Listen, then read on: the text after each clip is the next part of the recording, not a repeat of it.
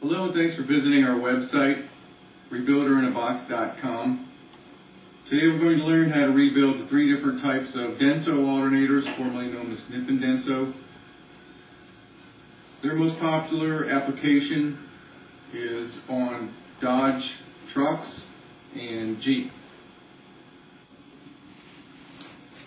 This is the version that we call the nip and denso post, because of the two terminals here that have the nuts on them that hold the wires on.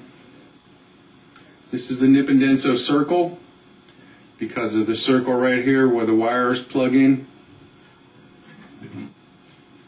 This is the denso pin kit. It's an oval shaped plug with the two small pins that are down inside the plug.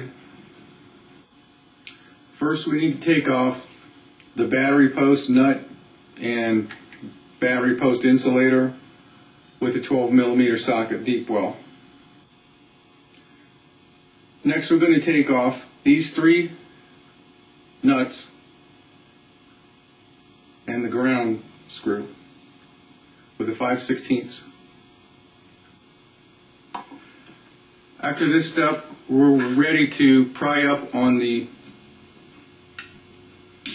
tin cover around the edges. Just take a screwdriver and start prying it up. Now, with the cover off, we need to make a decision if you're going to simply repair your alternator by installing just the terminal block and the brush holder assembly, or if you're going to do a full rebuild. The decision will be based on mainly if you want to replace your bearings or not. You can tell if your bearings are good or not by holding the alternator in the palm of your hand and spinning the pulley. If you don't feel any vibration in your left hand, then your bearings are good and you can probably get away with just a repair. If you spin the pulley and you feel a vibration or a roughness in the bearings, then you need new bearings. Going on with just a repair or complete rebuild, you have to take this Phillips head, and this one over here out. There's a Phillips head here and here, and quite often there's quite a bit of rust and corrosion on those two down in there. And that's why we supply the new terminal block, because these two can run into a lot of trouble getting those loose. But the only ones that you have to get out is this one, and this one, the three yellow ones. Looking closely at where the brushes ride on the rotor slip ring, at this time we have in electrical diagnosis what we call the aha moment, where you can say, aha, this was my problem, or it wasn't. You can see where the brush was riding on this bottom one, where it's a little bit darker than the top one. That's a dead giveaway that that brush was failing, and you'll know that when you put new brushes on it, that's going to fix your problem. You have to make sure before you go ahead with the repair, though, that it's not completely worn through. And also you want to take a piece of sandpaper and spin the pulley on the bottom so that you can get access all the way around and clean all the arcs out of it. Like I said, though, if you're very unlucky, and it's not common, that these would be worn clear through, then you have to order a new rotor slip ring. For example, this one here, you can see right how much is gone, and that's just about on the borderline to where you would actually be on the fence, that you would be able to get away with reusing it or not. Anything deeper than that is definitely not reusable, but as long as it's just about here, or hopefully a little less than that, like this one, should be able to get away with reusing it as long as you clean out the arc real good. Take a piece of sandpaper, some Scotch-Brite, and get rid of all the arc that's there.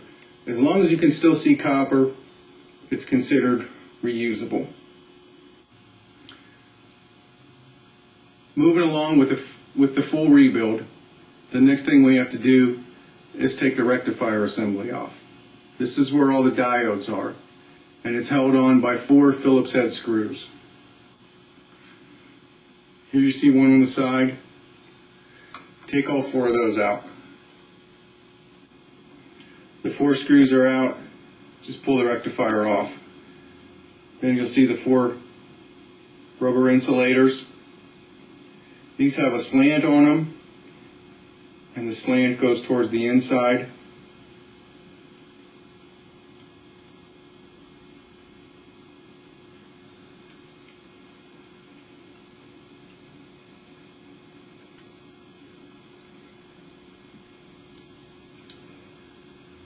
Also, there's a rubber grommet, dust cover.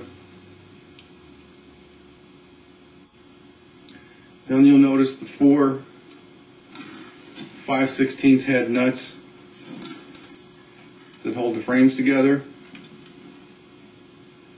Remove those. For the pulley removal, take a 1/2 inch impact and a 22 millimeter. Hold on to the pulley with a rag.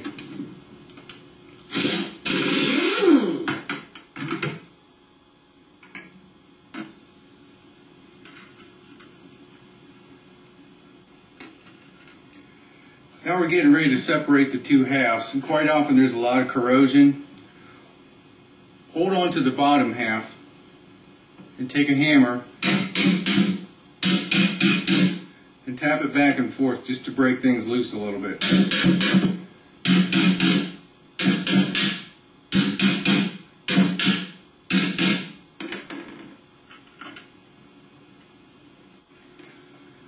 Then what we're going to do is use the back of the vise as leverage. Hold the alternator with both hands by the bottom and tap down.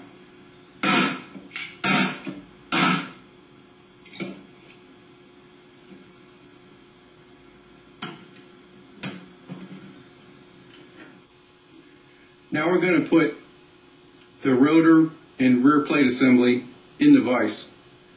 The vise is opened up enough so that the rear plate sets on the vise, but the rotor comes down through.